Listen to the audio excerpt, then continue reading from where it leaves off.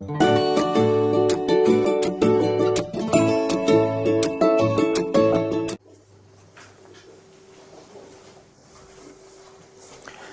बच्चों, कैसे हो? तो हम आ गए हैं एक और नई वीडियो के साथ जिसमें हम पढ़ेंगे एम्ब्रियो डेवलपमेंट के बारे में। ठीक है, तो हमने पिछले वीडियो के अंदर डबल फर्टिलाइजेशन पढ़ा था और डबल फर्टिलाइजेशन जो है इसमें हमने पढ़ा था कि जो दो मेल गैमीट्स आते हैं पॉलन ग्रेन से, वो दोनों मेल गैमीट्स एक एक करके एक बार एग के साथ और एक बार हमारे पोलर न्यूक्लियाई के साथ फ्यूज़ होते हैं। तो क्योंकि फ्यूजन वाला इवेंट दो बार हो रहा था इसलिए हमने उस प्रोसेस को नाम दिया था डबल फर्टिलाइजेशन। ठीक है, तो ये बात आपको याद होगी। अभी हम अगली वीडियो के अंदर, इस वीडियो के अंदर कवर करने वाले हैं एम्ब्रियो डेवलपमेंट और एंडोस्पर्म का फॉर्मेशन। तो हम पहले एक बार रिकॉल कर लेते हैं भाई कि किससे बनता था एम्ब्रियो। एम्ब्रियो बनता था जाइगोट से। कुछ याद आ रहा है? तो एम्ब्रियो जाइगोट से बनता था और जो हमारा एंडोस्पर्म है वो हमारा इस प्राइमरी एंडोस्पर्म न्यूक्लियस या प्राइमरी एंडोस्पर्म सेल से बनता था। ठीक है, तो आई रियली होप ये बात समझ में आती है आपको। ठीक है, अब हम आगे बढ़ते हैं और अब हम देखते हैं एम्ब्रियो डेवलपमेंट। तो भाई देखो, एक एग था, फर्टिलाइज हो गया तो जाइगोट बन गया। सही बात है, तो ये जाइगोट बन चुका है एग। ठीक है, और ये जो फर्टिलाइज्ड एग है सबसे पहले दो सेल्स में टूटता है और बेसल सेल हमारा बनता है, एक बड़ा सेल जिसको हम ये हमें माइक्रोपाइलर एंड पे दिखता है। It is towards the micropylar and.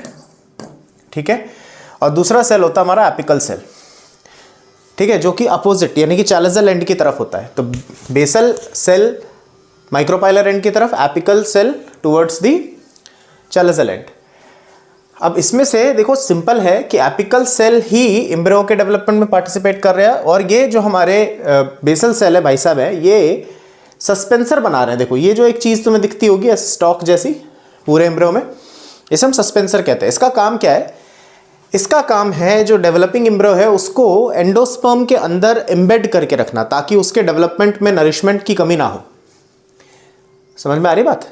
तो यहां पर बेसल सेल है, बेसल सेल के अंदर डिवीजन होगी, तो बेसल सेल के अंदर जब डिविजन्स होंगी तो ये सस्पेंसर बन रहा है। ठीक है, क्या बना रहा है ये? सस्पेंसर। और ये ऊपर की तरफ ये जो तुम्हें दिख रहा है ये हमारा एम्ब्रियो का डेवलपमेंट दिख रहा है। This is embryo. तो एम्ब्रियो के अलग अलग स्टेजेस है। देखो यहाँ पर सबसे पहले एक ऐसा सेल जिसमें दो सेल होंगे, फिर चार सेल हो जाएंगे, फिर 8 सेल। तो 8 सेल वाले स्टेज को ऑक्टेंट बोल दिया इन्होंने। फिर एक ऐसा ग्लोब्यूल जैसा स्ट्रक्चर दिखेगा। ये देखो, ये ग्लोब्यूल जैसा एक स्ट्रक्चर दिखेगा, ये कंप्लीट ग्लोब्यूल जैसा स्ट्रक्चर। तो इसको हमने नाम दिया ग्लोब्यूलर एम्ब्रियो। फिर थोड़ा बहुत ऐसे ट्राइंगुलर सा अरेंजमेंट आएगा जिसकी वजह से हम इसको ट्राइंगुलर एम्ब्रियो बोलते हैं। Then there is another shape, ये हार्ट शेप्ड दिखता है हमें। उसके बाद ये हार्ट शेप थोड़ा सा डिस्टॉर्ट हो जाता है, तो ये हार्ट के जो एजेस दिखते हैं ये हमें थोड़े बड़े से दिखते हैं, तो इसको हम बोलते हैं टॉर्पिडो स्टेज। ठीक है, and after that you will find mature embryo. अब इसमें ये जो तुम देख रहे हो, ये जो दो चीजें डेवलप होती हुई दिख रही है, ये एक्चुअल में क्या है? ये डेवलपिंग कॉटिलेडन्स हैं। These are developing cotyledons. तो अब दो कॉटिलेडन है तो ऑब्वियस सी बात है कि ये डाइकॉट एम्ब्रियो का डेवलपमेंट पढ़ लिया हमने। अब मोनोकॉट में भी देखो यहां तक तो सब सेम रहता है स्टार्टिंग वाले फेज में, लेकिन लेटर फेजेस में सिर्फ एक ही कॉटिलेडन डेवलप होता है, इतना ही फर्क है। अभी हमें बस इतना ही समझना है। तो डाइकॉट के अंदर यहां पर ऐसे दो कॉटिलेडन डेवलप हो रहे हैं, जबकि मोनोकॉट्स के अंदर there is development of only one cotyledon. तो that is the only difference. Okay, so this is torpedo stage और फिर ये फाइनली मैच्योर एम्ब्रियो। ठीक है, और सस्पेंसर अपनी जगह पर है। तो सस्पेंसर का देखो फंक्शन क्या है? सस्पेंसर का फंक्शन मैं यहाँ पर लिख के रखता हूँ। यहाँ पर ये एम्बेड करके रखता है द एम्ब्रियो इनटू एंडोस्पर्म। ठीक है, तो एंडोस्पर्म के अंदर एम्ब्रियो को एम्बेड करके रखता है ताकि एम्ब्रियो को नरिशमेंट प्रॉपर मिल सके। याद करो, हमने पढ़ा है कि एंडोस्पर्म का फंक्शन है डेवलपिंग एम्ब्रियो को नरिशमेंट देना। रिमेंबर, ये बात समझ आती है? चलिए, बहुत बढ़िया। तो फिर अब हम एम्ब्रियो डेवलपमेंट के आगे की बातचीत करते हैं। एम्ब्रियो डेवलपमेंट के आगे की बातचीत में क्या पढ़ेंगे हम पढ़ेंगे कि स्ट्रक्चर कैसे क्या है एम्ब्रियो का। तो we will be dealing with structure of embryo. तो स्ट्रक्चर ऑफ एम्ब्रियो के अंदर हमें दो चीज़ें पढ़नी है बेटा। एक तो हमें पढ़ना है डाइकॉट के एम्ब्रियो का स्ट्रक्चर। तो डाइकॉट एम्ब्रियो में हम इस तरीके से ऐसे समझते हैं, ये हमारे कॉटिलेडन्स हैं, ठीक है। तो these are cotyledons.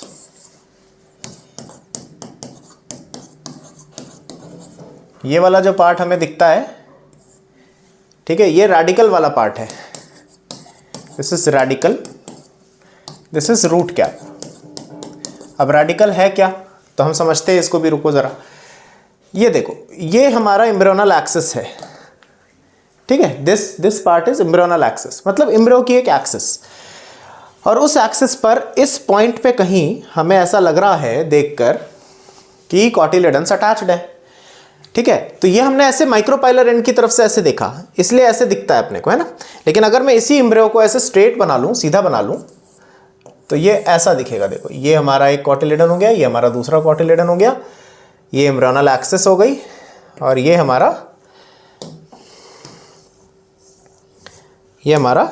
Root cap हो गया, ठीक है।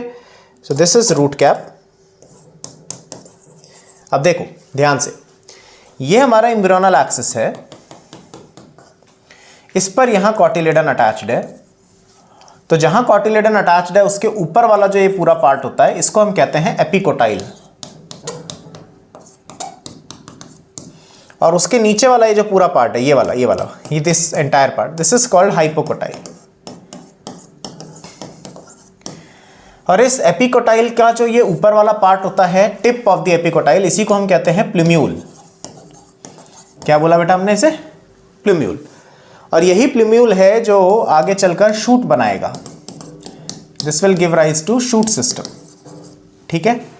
और ये हाइपोकोटाइल है, हाइपोकोटाइल का जो टिप है इसी को हम बोलते हैं रेडिकल, जो कि आगे चलकर रूट बनाता है, रूट सिस्टम। हमेशा बनाएगा कि नहीं बनाएगा वो बात की बात है, बट जनरल फंक्शन इसका यही है कि ये रूट सिस्टम बनाएगा, है ना।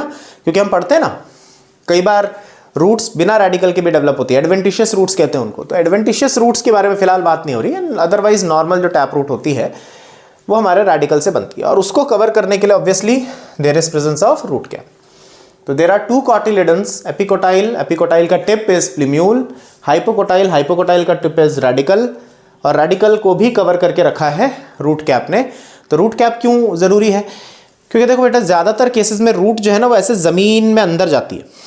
तो अगर वो ऐसे अंदर जाएगी तो अंदर की तरफ जाते हुए उसको ज़मीन में बहुत सारे कंकड़ पत्थर ये सब चीज़ें मिलेंगी, तो उससे उसका एपिकल मेरिस्टम ख़राब हो सकता है। इसलिए उसको ऐसे कवर करके रखते हैं हम, ताकि एपिकल मेरिस्टम उसका ख़राब ना हो।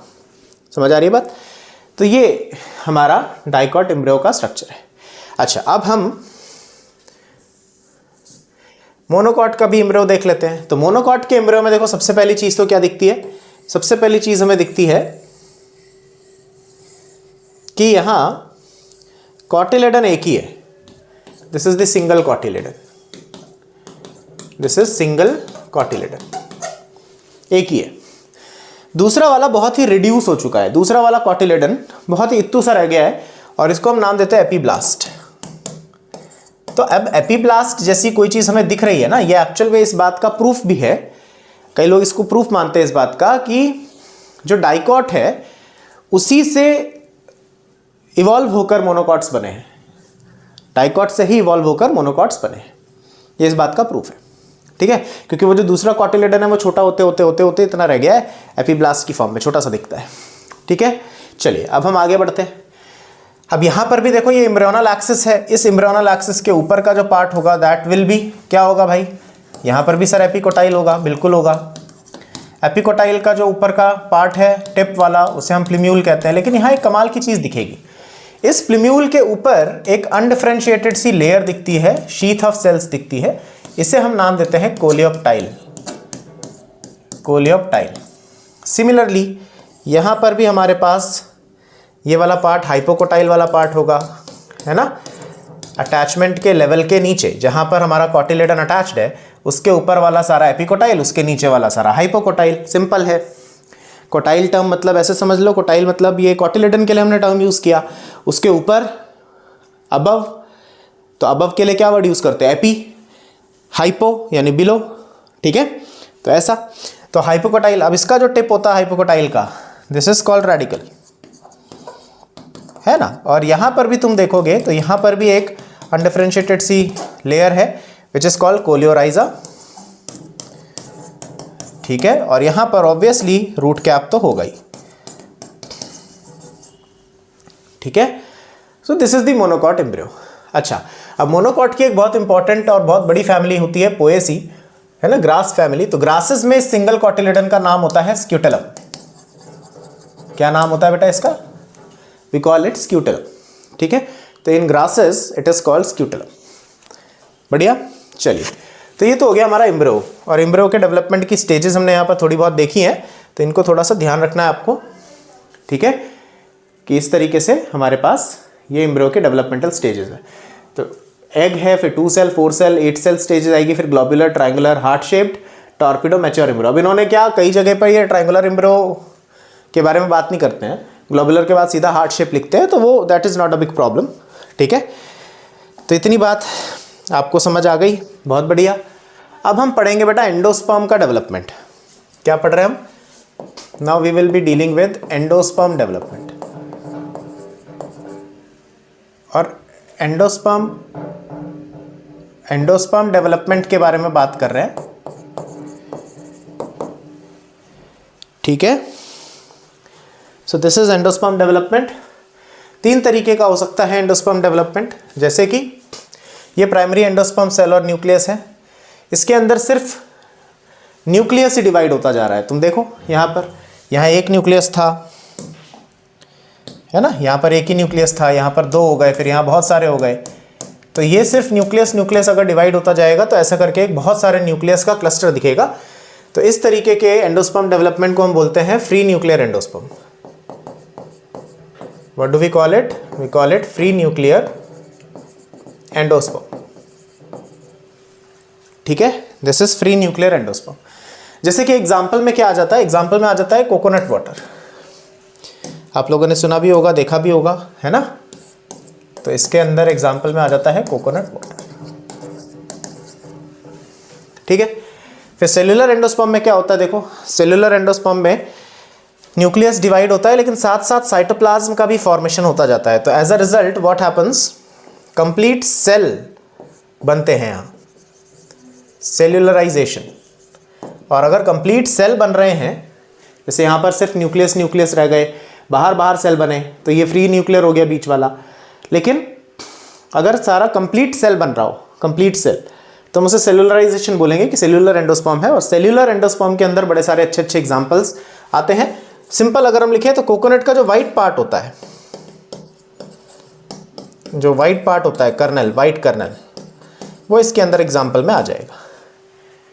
मतलब कोकोनट के अंदर दोनों टाइप हैं, ठीक है। वाइट वाला पार्ट जो हम खाते हैं वो हो जाएगा सेल्यूलर, और जो पानी हम पीते हैं वो हो जाएगा फ्री न्यूक्लियर। और फिर हेलोबियल एंडोस्पर्म की बात करते हैं। हेलोबियल एंडोस्पर्म देखो थोड़ा अलग है। क्या होता है इसमें? ये प्राइमरी एंडोस्पर्म सेल के पहले 2 चेंबर्स हो जाते हैं, एक माइक्रोपाइलर चेंबर, एक चैलेजल चेंबर। अब माइक्रोपाइलर चेंबर के अंदर तो फ्री न्यूक्लियर डिवीजन हो रहा है, लेकिन चैलेजल वाले रीजन के अंदर सेल्यूलर एंडोस्पर्म का फॉर्मेशन हो रहा है। मतलब इन दोनों का एक इंटरमीडिएट कंडीशन है, इन दोनों के बीच की एक बात है। आ रही बात समझ में? तो इन दोनों के बीच की अगर एक कंडीशन है तो हम इसको इस तरीके से हेलोबियल एंडोस्पर्म देखते हैं। और इस तरीके का हमारे पास जो डेवलपमेंट है, तो इसको मैं लिख रहा हूँ, it is intermediate between free nuclear and cellular, ठीक है। और इसके अंदर एग्जाम्पल में हाइड्रिला, एस्परडेलस, बहुत सारे एग्जाम्पल आ जाते हैं।